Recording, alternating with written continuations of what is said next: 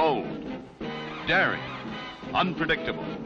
The Man from U.N.C.L.E. with Robert Vaughn and David McCallum. Friday at 8:30, 7:30 Central Time on NBC. Word Balloon is brought to you by the League of Word Balloon Listeners.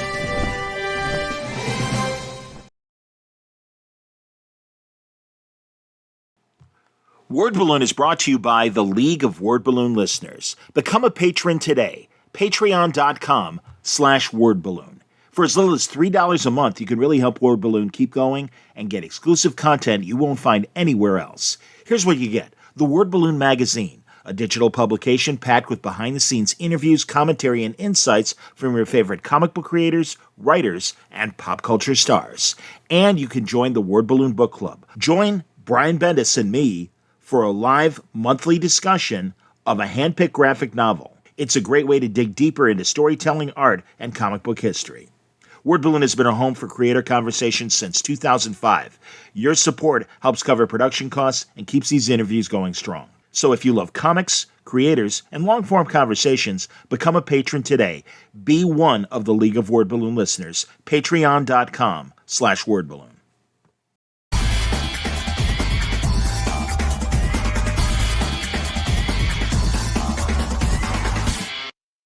Sword of omens, come to my hand. I, Lion-O, command it. Thundercats, ho! All right, you know him, you love him, the Nick and Nora Charles of comics, Jimmy Palmiotti Amanda Conner. Oh, my God. We have Well, room for one more guest. If we, well, do you want to, Jimmy, I appreciate we you. can invite Stan Lee's ghost. Can sit right Well, here. yeah, it's like Passover. You leave one seat open for the great prophet Elijah. I'm Greek, and I know that. Anyway, Jimmy, I'm going to start with you because the word is out. Frank He Castle. was dead when I got there. Who was that? All right, there you go. Frank Castle is back. Yes. And you and Dan Panosian are going to be doing this. You said back, not black, right? 'Cause I that's said a back. different book. And everybody Okay. knows, and I want to know give me the process because they put Frank on the shelf. Jason Aaron had him in the dead zone or whatever, helping poor damn children and So everything. here's the good news. I never read those comics. So That's fine. When they asked me to, no, I just never read them. It doesn't mean they're bad. Hey, Jason had a great Jason's Max run. He's a great writer. Sure. But Frank Castle is the Punisher to me, right? So when they asked me to come and do a Marvel Knights book with Dan Panosian is penciling it, inking it, and coloring it. So it's amazing. It's pretty. But I didn't, not for a second did I think it was not Frank Castle. Like, why would it be anybody else but Frank Castle? So that's the character I can write. I can't really write I'd have to read Jason's and everybody else's books.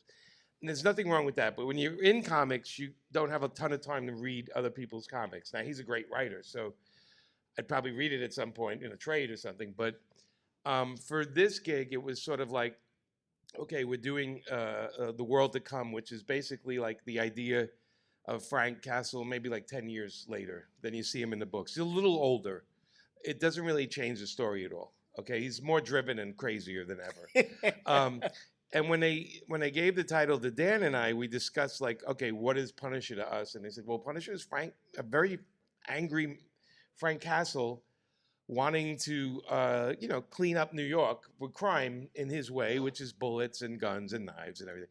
And we were just like, we were both laughing because we were both like, well, this is the Punisher we like. He's just a madman. Like he's just going out and And in this book, in this series, this 4-issue series, what happens is Frank is going after a couple of cartels from Mexico, and at some point, something happens. I don't want to ruin anything, but something happens where he's actually in Mexico, and he's taking out the cartels from Mexico. And when we wrote it, so this was written a while back.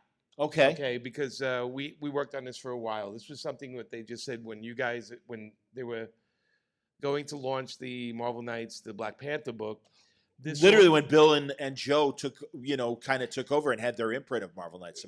Was it that period? Well, no. This is early 2000s. The new series, Black Panther series, out. You guys, I don't know if anybody read it, with Christopher Priest and Joe doing it, and So we wrote this around the same time. Okay. We didn't finish it till recently, though. Like we just, Yeah. it was like no deadline. So we wrote what we call our ultimate Punisher story. Like he's just mean and it's cruel, it's violent. Dan Panosian is the perfect artist for this because his nickname is the Urban Barbarian. Indeed. So it's like the perfect teaming on this book. And I didn't keep track of everything that was going on in Punisher. So when he did the cover and we put it out there, everybody's like, "Oh, the Punisher's back," and I was like, "Where did he go?" You know. So no pushback in terms of no parameters, no editing as far as toning it down a little bit. You know, we didn't get I didn't get notes like that. I kind of wrote it. I mean, it's unusually cruel series. It's mean spirited. Good. It's dark. Frank does things that Frank can't forgive himself that he did. Like that's how bad it gets. Good.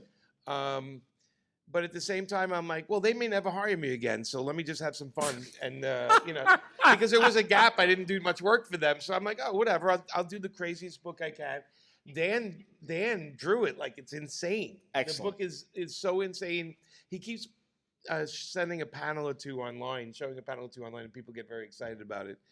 But it's just us doing, like, if we're two giant fans doing the comic, we want to see Frank Castle-B, and so that's what that miniseries is. Well, again, you create your own stuff, and we'll get into it. Yeah. You know, it does reflect an R-rated mentality because, again, we all grew up with. My life is R-rated. Well, and I respect that. Well, you know, I don't think there's no children in this room, right? This is one of the few times. So you're a child. Exactly. You're a child inside, but that doesn't count. Exactly. Not inner child. And we'll keep the president away from you. But anyway, the thing is, like, this is a character that's a very mature character, right? So yeah. Why would I treat this any other way? I mean, and I expected the people that love Frank Castle.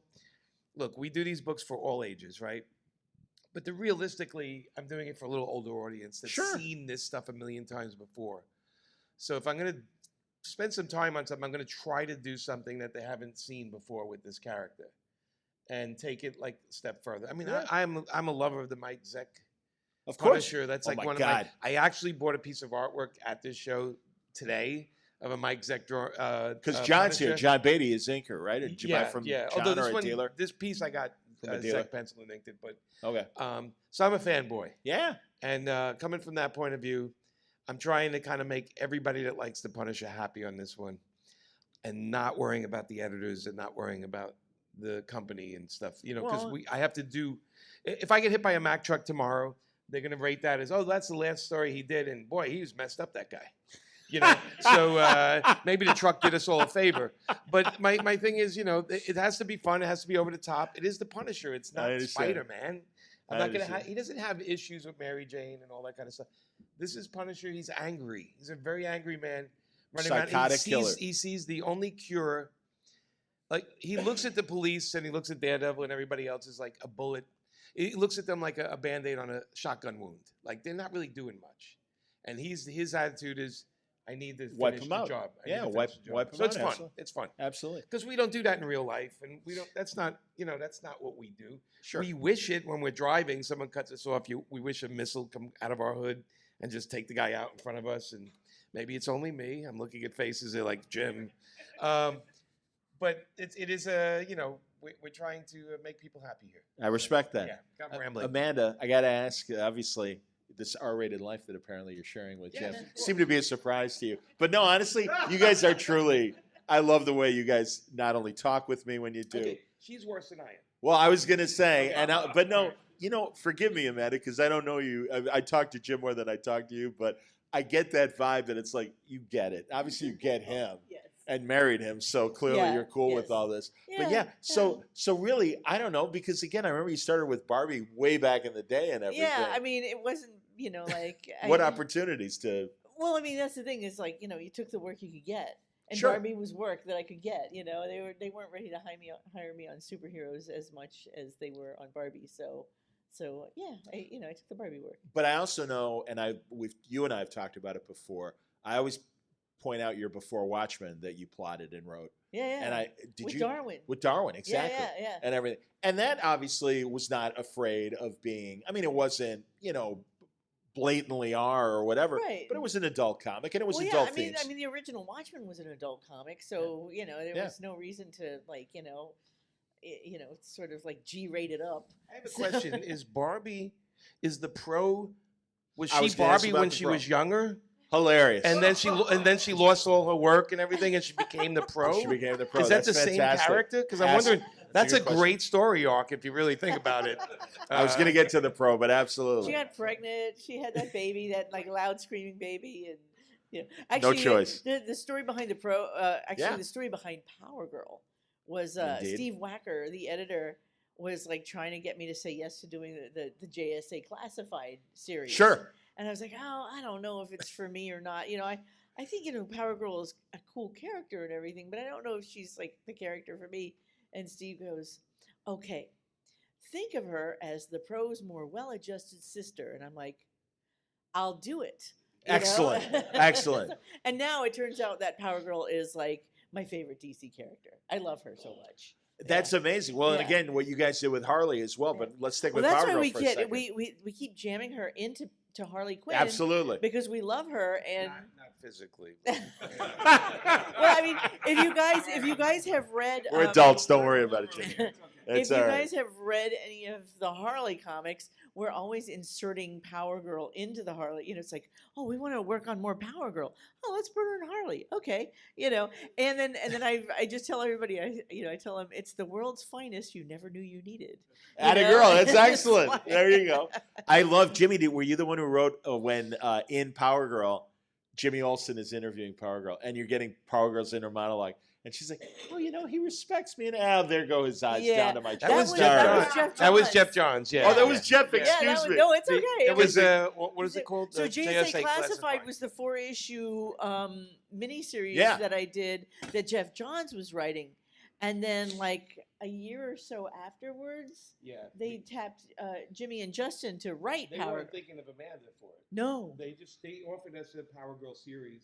Who was going to be the artist? And was it Aaron Lepresti or I don't think it was one of the remember. guys. it was We 2009. had another artist lined up, and then Vertigo grabbed them on it, and then we had another artist, and we kept getting frustrated that we couldn't get an artist. Losing And artists. Amanda was listening to my and frustration. yeah, he's on the phone like, "Rah, rah, rah, rah," That's what exactly what I said. Like Dino in the And Flintstones. I just like went downstairs and I was like, I'll draw it. Right, you said I'll draw 6 issues. I'll draw 6 issues. And then you were like, what? Okay. And then you called Dan and Yeah, Dan DiDio was like, okay. And then by issue 4, you were like, I'll keep doing I'll it. keep doing this. Yeah. I'm having so much fun on But this. only till 12, because you had but only till you were 12, done. You yeah. were like, okay. Well, I mean, I'm not the fastest artist, so it's hard for me to keep up with a deadline. I get it. So we did pitch for years DC to come back to Power Girl, but they have no interest in us doing Yeah. it. They have no. we have such a good Power Girl plot lined up. Well, we were going to call it 13, Power Girl 13, because we stopped at Next 12. issue. But now Yeah, we yeah, have yeah. a better name for it. So they said no to it. Like it's like this whole thing. They said no to it. But now I'm going to reapproach DC, and I'm going to tell them we're going to add Harley Quinn into it, and we're going to call it World's Okayest. Hilarious. See, that's smart. Yes. I think if you just when you go in there and just say, oh, so you don't want a woman, you just got to make a fuss. Oh, yeah. You Yeah, got to good Me call. Too them. It's the only way we're going to get this gig is you like Me Too them a little bit. Maybe you could do that. That's fantastic. And also, by the way, because we can absolutely talk about Harley as well, but I love that you guys put Vartox in Power Girl. Yeah. And you guys remember Vartox from the 70s? We made him like the Casanova Well, of He was space. more, Here's the more other Burt thing. He had a Reynolds than he see-through, was, he had a you know. see-through robe. When like we a were man doing robe. Power Girl, we kept trying to get villains, and everybody was claiming the villains. They wouldn't let us touch any of the A-list villains, the B-list villains, the C-list villains. So we had to like dig way back into the 70s, and Justin was really good. He would like I don't know, he like pull these villains like out of his ass and just. Yeah, what was that? Master It was Jailer. Zardoz. Has anybody here seen Zardoz? Zardoz, yeah. Okay. So Yeah. right, I recommend the movie if you don't want to take drugs. You just True. watch the movie and you feel like you took drugs. But it's the You craziest just Sean watched Connery it movie. again last week. I did. I watched it again because it's great.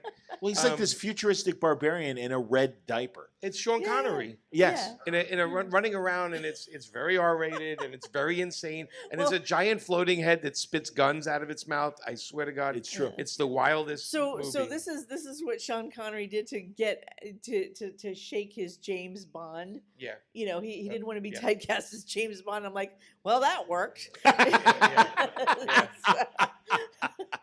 That's definitely telling not you. James Bond. Now, you mentioned, of course, Harley Quinn, and I always tell you guys that I see the Will Elder, Little Annie Fanny influence, and so you cop to that, obviously. Yes, absolutely. I loved those strips when I was a kid. In Playboy, if you don't know. They ran in the back of Playboy. They're like, according to Hugh Hefner, he wanted it to be every month, 8 pages every month, and Kurtzman and Elder were like, we can't do it. So it became like every other month, and then it became 4 times a year, and then 2 times a year. But they kept with it from like 66 to 74 or 75. Yeah. And then he kept reprinting it for years. And they kept reprinting it. And it was basically like the sense of humor that we have. Like it's ridiculous, and it's over the top. It's adult in nature, but it's also really sweet at the same time. And it's Kurtzman and Elder, which you just can't do any better than. Sure. It's my list of things I wanted always was a story by them, and last year I actually got I bid on a story. Oh, wow. One. Yeah. Wow. And he won it. And I won it, which I didn't think I would. I thought somebody was going to outbid me. Sure. You know, when you do the auctions and you're like, that's the most I'm paying. And then there's always some a-hole that bids like $1 more, and you're like, oh my God. I got lucky this time, and like I got it. That's excellent. But the tone was like something we loved. And the problem is, and Dan DiDio, another Dan DiDio quote is like, he said, most people can't write comedy. It's the toughest thing in comics. And at one point, he wanted us to come in, fly out to California, and have the writers in the room and teach teach them comedy. comedy. Yeah, chalk talk. And, Sure. and I told them, we can't because your guys aren't funny. And I said, they're just not funny. They're so serious, and I said, comedy is like a perspective, like it's a life thing, the way you look at the world. Yes. Comedy is like, it's tough, right? Because I can write the darkest comics ever. I can write Batman. I can do all those in my sleep. But comedy is tough because if it doesn't work, the whole book dies. We know that with movies. We see great stars, and then we watch the movie, and it's like not funny. And then you go watch Trading Places, and every minute of it is hysterical. And why is this thing great? Every time I watch it, it gets funnier. And that's really in great humor as opposed to just something that's funny quickly. Yeah. And that's why you don't see comedies in the theater too much, is because it's almost impossible to do. True, but you also don't see a lot of comedies in the theater or certainly R-rated comedies. Yeah. Well, and also the whole movie business is either spectacle or horror or nothing. But everything became because it's so safe. Comedy is so safe now. Exactly. It's only fart jokes and like stuff like that. They don't really. Yeah. You can't make Animal House now. People would be so upset. But it's still funny. You watch it now, and it's hysterical. I don't know. I think there's like something wrong that like people will willingly go and like applaud movies where the entire universe is blowing up, or this horrible stuff is happening, or like horror movies. There's like blood and guts everywhere. But you see a comedy movie and there's something slightly offensive in it, and everybody loses their minds. And I'm like, the power of a nipple. A woman's nipple comes my out. God. All of a sudden, people are diving to cover their kids' heads. I'm like, what happened to going to museum? What do they do at museums? No shit. Right? Like, well, you remember that idiot that worked for Bush that wanted to cover the Statue of Justice? Oh my God, that's right. Because of his breast. Yeah. Tom, I forget his name. Oh, here's a horrible thing that we heard, and this is like really, really sad. There's we went to a state. I'm not going to say which state it is, but we went to visit our friends in a state, and they were, taking us on a tour around the state capitol. And they have these absolutely gorgeous statues that people, like they created, like I think like late 1800s or to the early 1900s, and the religious people have said, well, you're going to have to like smooth down the nipples. Smooth down. They want to grind down the nipples like Barbie on the Greek gods and everything, like all of them, male, female. Oh my God! And I'm like, So who's going to take that job? Number one, I mean, Yeah. But how like weird. Like, I'm and hip. then what happens 10 years later? Like, hey, let's put the nipples back. Well, maybe honestly, I'm not really watching the box office because I was busy with this show. But Naked Gun is a great like attempt at maybe coming back to raunch. Has anybody seen it? Anybody seen Naked? Is it And good? Oh, how is it? It's really good. Did it Excellent. take a little risks a little bit? Is there more than one OJ joke? Only one. There's only one in the trailer. The one they showed in the trailer with. All right. Okay.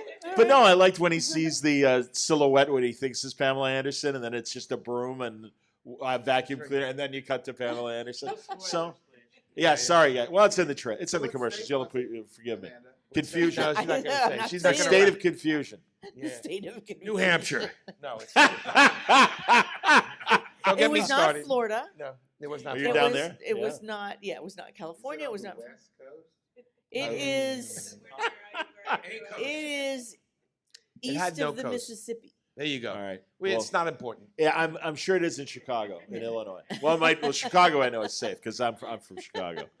Sanding down the nipples. That's insane. Save Yeah, the nipple grinding. campaign starting soon. I respect that. But it's just ridiculous, right? So- It's just ridiculous. Well, and I'm going to get to, and well, how involved are you currently with a lot of these creator-owned things that, paper films is, Jimmy's like, I need you to do this. I'm like, okay. yeah. I'm Jimmy's performing monkey. I understand. We have a book we're dying to do that she has to get out from under a lot of work right now. Yeah, that's what I was going to Yeah. ask about a And lot. she's a what very of her work. popular cover artist. I'm hip. So, it's hard to say no. Are you done other than maybe for stuff with Jimmy? But as far as the DC and Marvel, any? Oh, no, I'm far saying from done. interiors, but I'm saying interiors. Oh rather. no, I'm an idiot. I took on some interior work. Is it in the public ether, or are you? You're not Not able to yet. talk about No. it? Not All right. yet. All right. Yeah, not yet. So, All right. but yeah, I need to actually concentrate on our stuff. And, Sure. But it's like people come to you with DC and Marvel stuff, and you're like, ooh, I'd like to work on those characters. Yeah, well, I would so. imagine. Yeah. Do they give you insurance when you're doing stuff? Like, are you exclusive right now? Oh or anything? no, I'm not Okay. exclusive. Okay. Yeah. So. But regardless, obviously the work. There was a Patriots- time you'd want to be exclusive, so you get medical coverage. Yeah. But we're dealing with Disney and Warner Brothers, whoever, Discovery, I guess, or whatever. They don't give us that anymore. Okay. All right. So when you sign exclusive, it just means you work for them more, Okay. and they guarantee you a certain amount of work. But when you become a freelancer, you don't want to do that in a way because then you're limiting what you can do.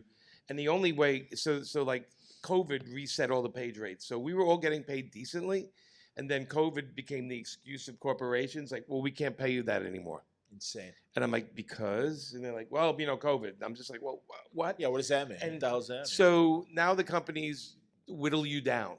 And I know one gig I have, my page rate is the same page rate I had in '99. Jesus. Okay, and it sucks. Wow. And, Yeah. and by the way, it's for a corporation. It's a multi-billion-dollar corporation, and they should be embarrassed. Sure. But they don't have shame. They have no shame. Of course not. But what happens with that is they lose our loyalty.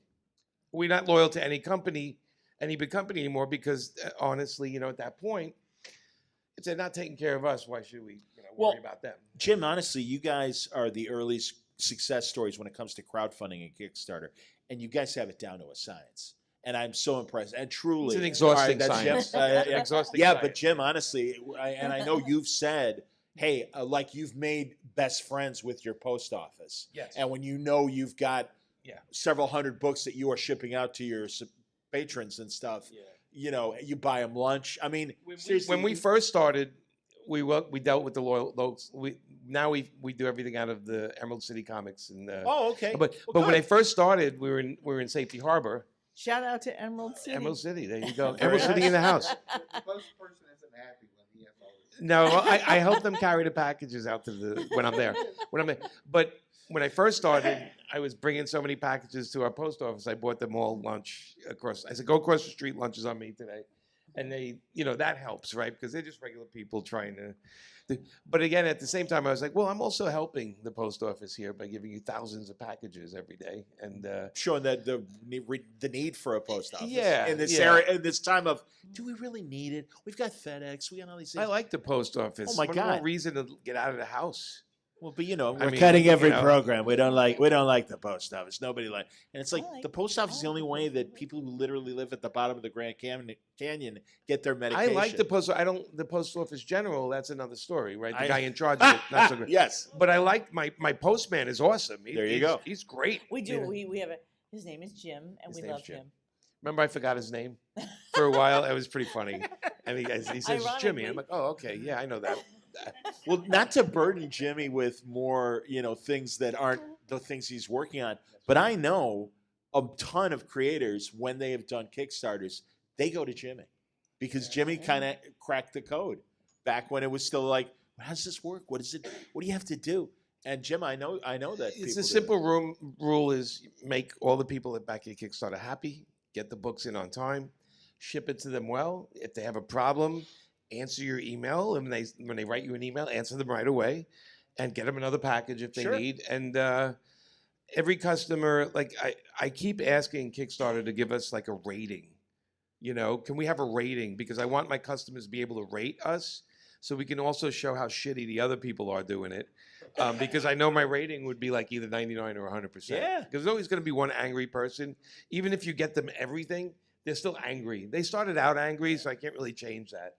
But we even had a guy in New Zealand who kept losing the packages, and I just sent him the money eventually. I said, look, I send it registered mail, I send it regular mail, and now I'm sending you cash. So through PayPal or something. And I said, I'm so sorry, but if I come down to Australia, I'll get your book, Sure. But stuff happens, but I've done, I think it's 26 of them so far, and I've never shipped late. And I've always shipped on time, always give what I promise. And again, any issue between me and Patrick, who works with me, we answer our emails. We treat our customers like family. And that's what I learned also, how people keep coming back, is, they feel like they've been treated well. Do you have questions for Jimmy and Amanda? If you do, please come up to the microphone. If you don't mind. You could just say it. We're no, but honestly, for the podcast that I'm recording, if you don't mind using the mic, being recorded, everyone. Amanda, I love your work. I was wondering, outside of your comic work, do you ever do in your personal time any kind of life drawing, or are you so drawn out from the professional work that you don't even want to look at a pencil afterwards? Usually I'm like I have other things that I want to do, just like fun stuff around the house. But a few years back, Jimmy bought my mom and I some life drawing classes. Oh, wow. And some painting classes. And we had a work, really good time. Well, actually, it was a painting class, but there was one point where the teacher just said, okay, we're going to bring in a model. We're going to do some life drawing. What did they serve at this painting class? I love questions like this, please. What did they serve? No, that was just the last day. Oh, that was it wasn't one of those like wine painting classes.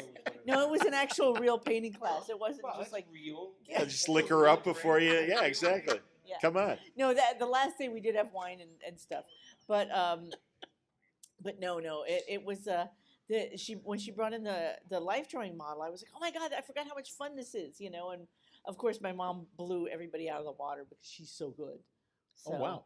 Who knew? That's wonderful. She's an illustrator, and so obviously she's learning at her knee back in the day and everything. Yeah, cool. That's awesome. Yeah, right, I had no idea. That's wonderful. Really, that's yeah. Well, that's like Alex Ross. Yeah. And his mom being a great commercial artist and stuff. I didn't know. Yeah. Oh, it's in the documentary. You're both in. Oh. Have you got? Oh, guys, you got it. I'm in it too. We're all three of us are in the documentary. Okay. It's fantastic. Very cool. You guys, honestly, you guys were great. And not only that, you're also in the promo for the Blu-ray that runs on Word Balloon. So I hear you guys every day talking about how amazing Alex Ross is. It's the truth. That's so I love it. Please, sir. Yes. I think your runs on Harley and Power Girl are like what everybody else is compared to, Indeed. right? Like I read Harley and I was like, it's not their Harley, and I read Power Girl and it's not their Power Girl, and so you guys are always up there. But I have a question. Starfire seemed to like run under the radar in comparison to those two. Could you talk about like how you came up with that take on her and what you think about it? That was during DCU, I think, right? That was she was like a fun character who I always liked. Like I used to read the Teen Titans. The old George Perez. I didn't. You didn't? No. Oh, I didn't. I didn't read it. Yeah. Well, I mean, but when they offered us the character. Yeah. I knew her from the cartoon, from the Teen Titans Go. See, I also watched Teen Titans Go, which I love. Yeah, and we just giggled through the whole cartoon. But when they offered it to us, Dan said, would you guys like to do a year of Starfire? Yeah. And I said, I need to look, because I know her from the cartoon, you knew her from the comic, and I'm like, and he goes, can you make it so if people never read it, like they can get who she is? And I'm like, okay. And then, I read into it what I read, which she's a bit of a hedonistic character. Well, she comes from a planet where nobody they don't have hang-ups. Right. Right. Well, that's why she So- and Robin hooked up. Yeah. Dick Grayson back in the day. Right. They don't have like Everybody loves Dick, so. Literally. Yeah, Exactly. So he said literally. I did not say literally. I don't know if you noticed that.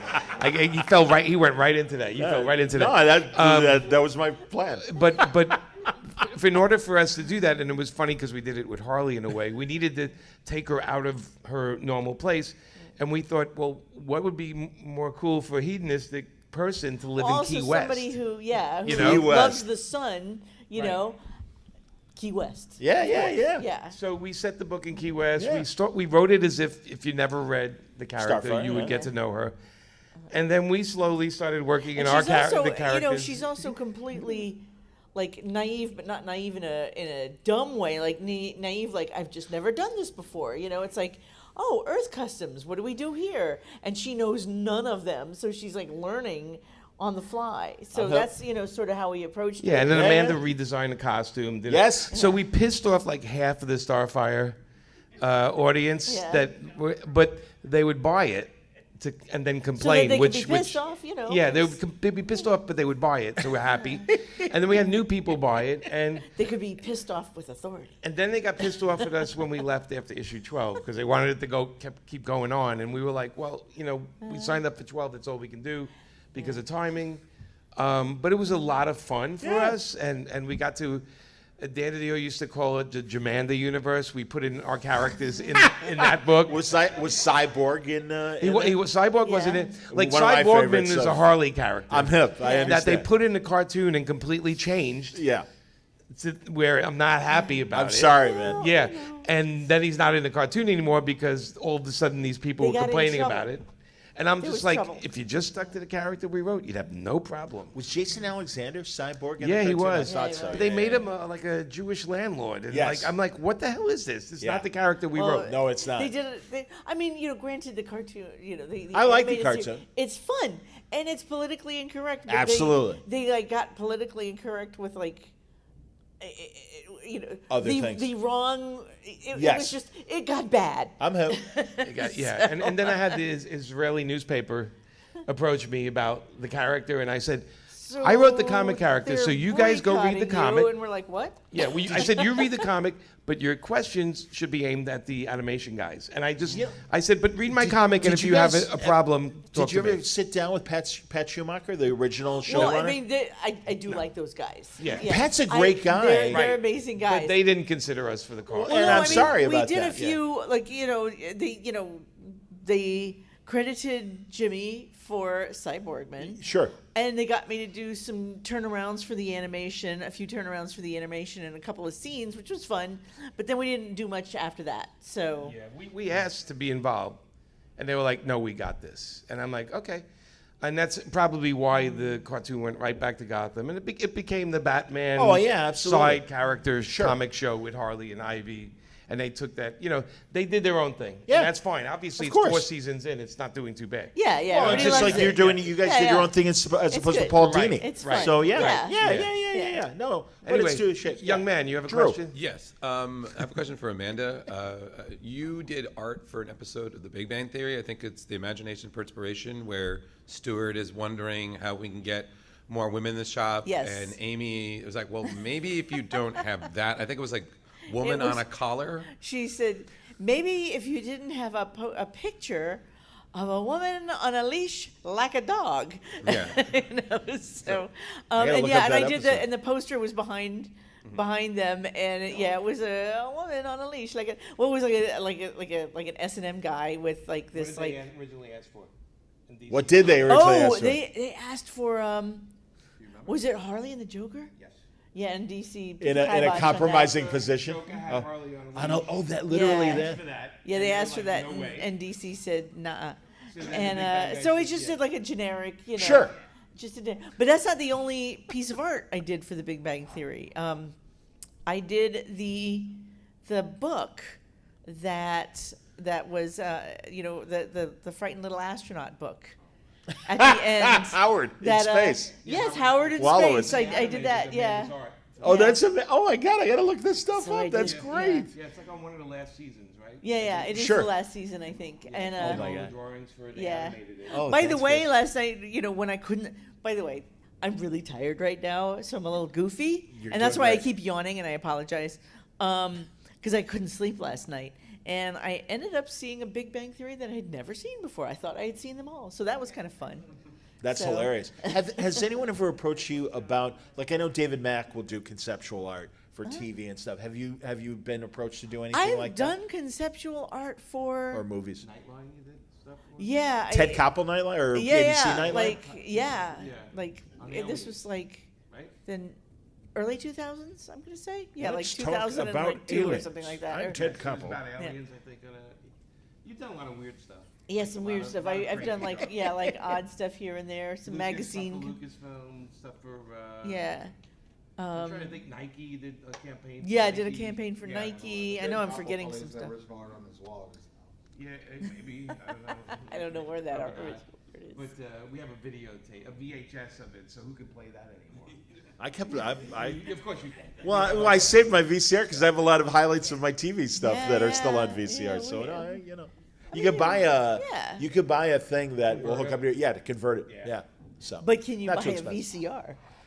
It's rare. Well, and now DVDs, DVD players are becoming rarer because physical media is going. They're trying to get rid of it. PlayStation 4 can still play all that stuff. There you right? go. Like that. That's PlayStation is like the last DVD player. But aren't they going to make you buy stuff from the cloud eventually? Like Steam I and everything? still buy the discs. I'm like, Thank God. I'm too old school for that. I'm hip. I buy them used on eBay. Like people sell like 40 games on discs, and Sure. I'm just like $30. I'm like, yeah, I'll play that game. I miss the bootleg video guys that used to be at conventions. Oh, in the street. Remember, New Well, York, of they course, used to in have the guys, yeah. like literally the movie was out that day. Well, yeah, And camcorder guy. And he was a camcorder guy with Yeah. back They of somebody's they head. throw a blanket on the street and they put out all these little. Seinfeld, that Brody guy. Or you get home and it's not that movie. That's the other one. That was a big Manhattan one. Like it's like that's not that movie. That's not logic. Star Wars. Okay, That's that is not a Wookiee.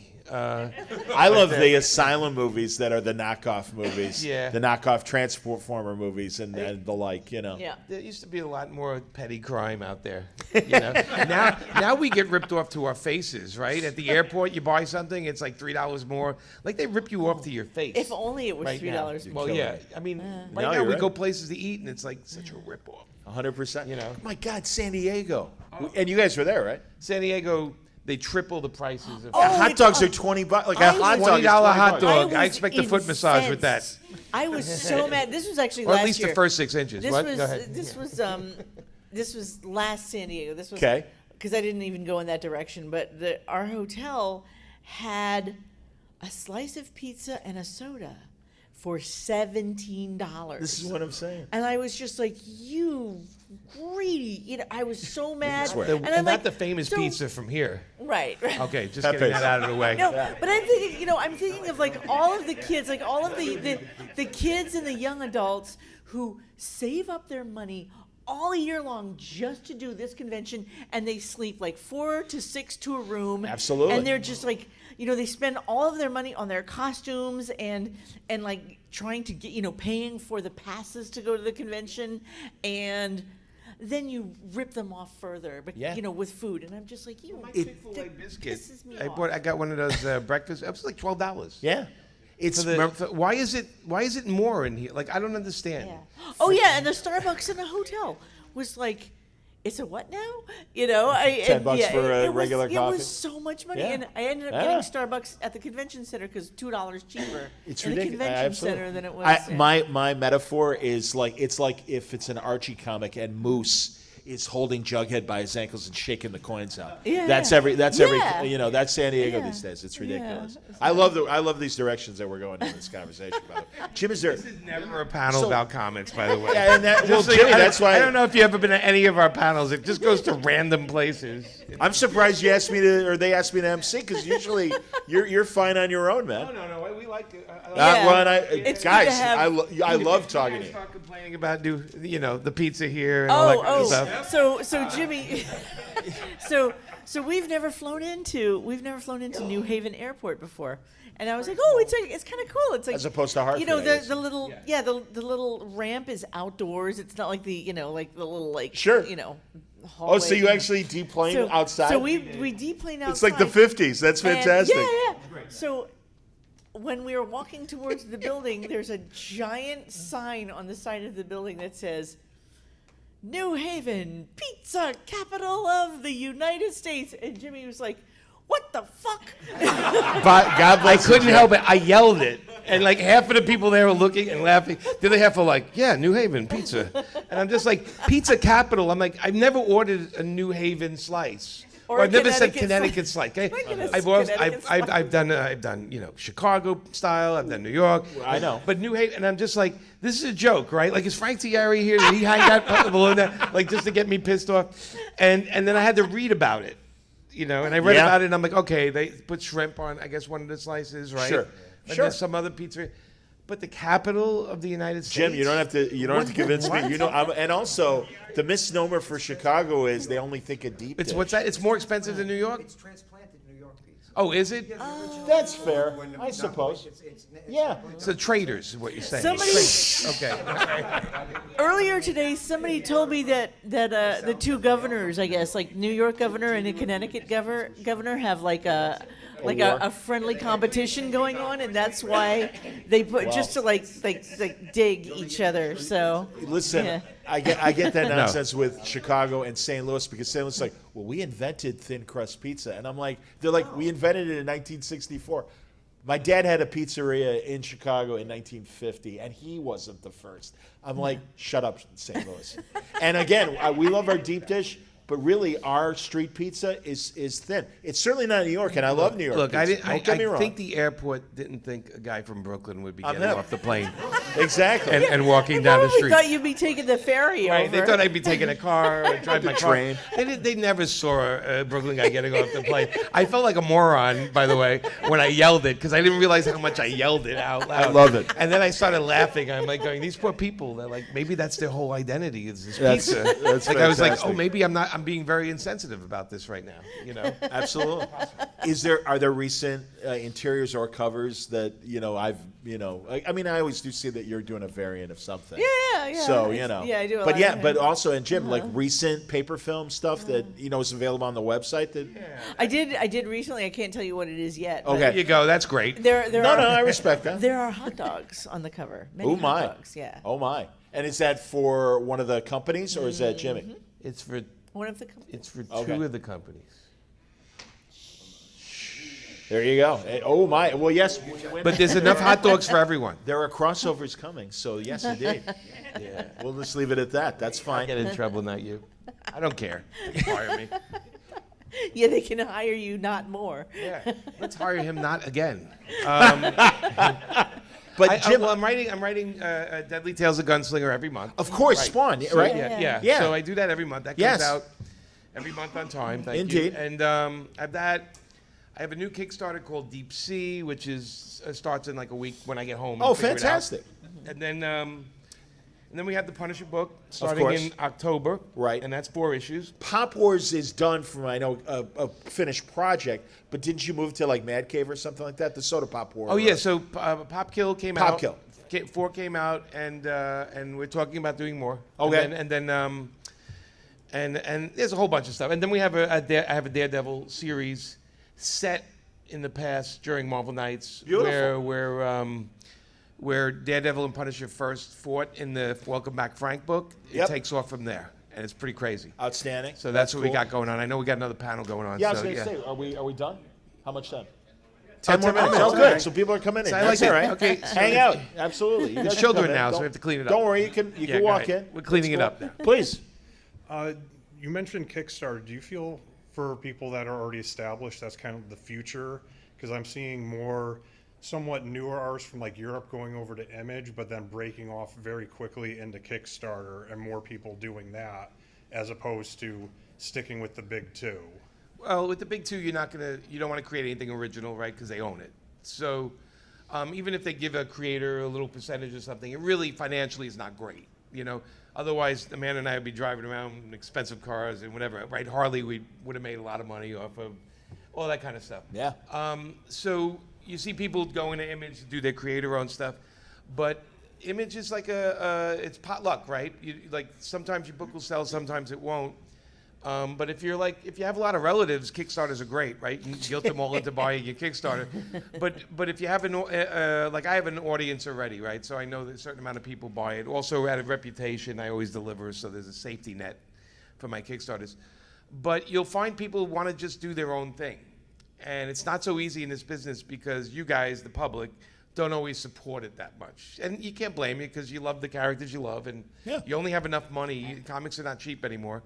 They're around the same price as a slice of pizza. Sure. Sorry. In San Diego. Sorry, in San Diego. No, they're cheaper. No, I know. When I was a kid, pizza was $0.25, and comics were 20 cents. It made sense. Yeah. Now comics like $5. How much is a slice now? Like $5 or $7. Yeah. Yeah. So it's like they've comparable. always been like the same. Although Jim Shooter had that thing where it was either ice cream bar or a candy bar was about the same price as a comic. Yeah. Sure.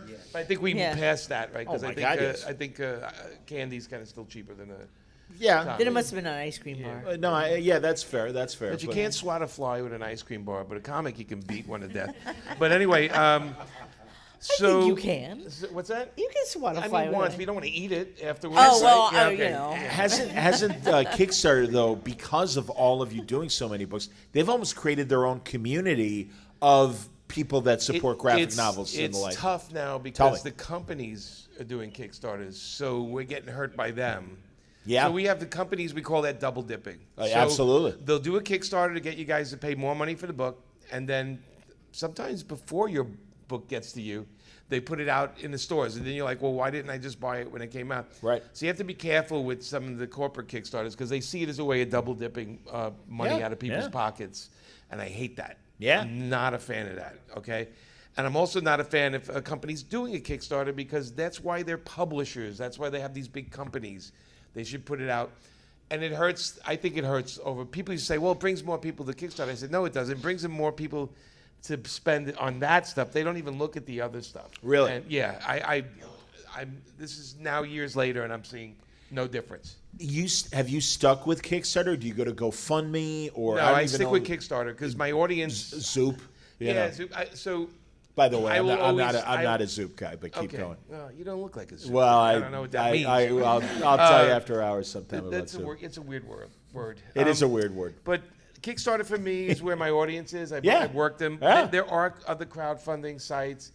They each do something different. But for me, anybody who's backed any of my Kickstarters in the past, I can email them with one. And that's very important to me because I want to make sure my guys all know. Thing. But I will say, if you really want to follow what Amanda and I do, we have a website called paperfilms.com. And we don't bug you. We get you like once a month. We'll say what cons we're doing. We'll show some of Amanda's new art.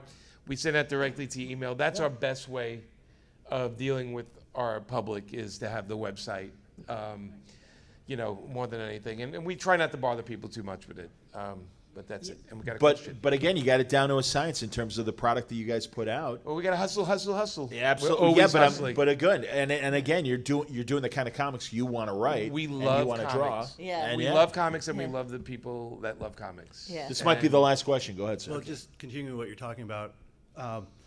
So you're using your website as kind of like the focal point for people to come in, contact you, email, and try. you keep them in the camp. Yeah. Are you doing any other stuff? Discord, Patreon? Is Patreon in your radar bit? Is that No, I'm on X or Twitter, whatever you want to call it this week. I interact as much as I can there and Instagram, but Substack and all that kind of stuff. When they started, they offered a lot of money to creators. Did Nick come to you? Nick Spencer was the kind of the linchpin for a lot of Substack. Did he come to you? And they offered us money to be on it, right? Okay. And so some people stayed on it, but I noticed that they kind of fade away with some people, and some people drop out. I don't like the inconsistency, and I'm not asking people to give me money to push my books. So when I talk to people, Paper Films is free. The site's free. I think it's weird for me to go out and advertise or talk about my stuff and ask people for money for it. And Patreon, I get it. Some creators need that to pay their bills, but we're trying to work. Yeah, you have a Patreon. You I do ask have your a fans, Patreon. I right? do. So you don't have, you're not. But I don't do Kickstarters. Right. You don't you do know. that. So they're a little different models, and I think some people. I think if I did a Patreon, I'd feel so that I have to give them so much all the time. It'd be exhausting for me. You find that it's more of an either or. You're either doing Kickstarters or you're doing the Patreon. I find it's either or for us to do work and then try to get the promotion to work at the same time. I used to have a lot more faith in companies promoting our books, but as a retailer who's next to you, you know how hard it is. Like so many books come out a month. I think like 600, maybe 600 comics come out a month. How long is our new comic wall? Yeah, the new comic wall goes from here to a good pizzeria around here. It's pretty big. So anyway, yeah. So the I'm kidding, guys. But so promotion is tough. So it's really on creators to do most of it. You got to do it yourself, and that really image.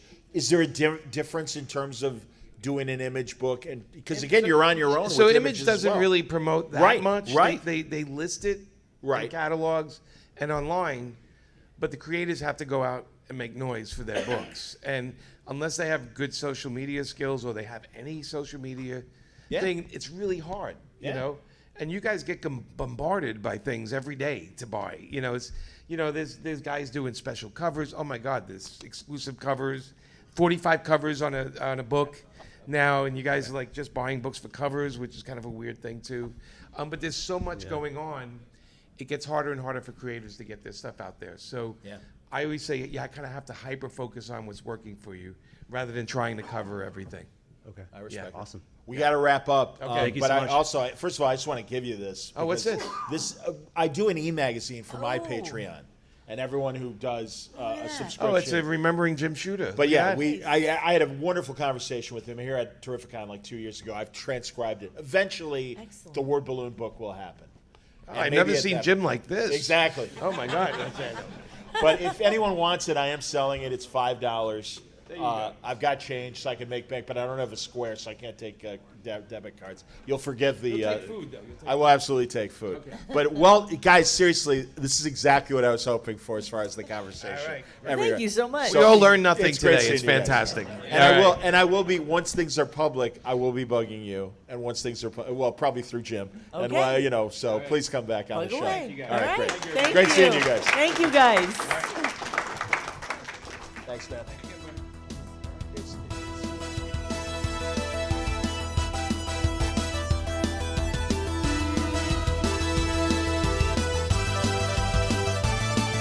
Excelsior!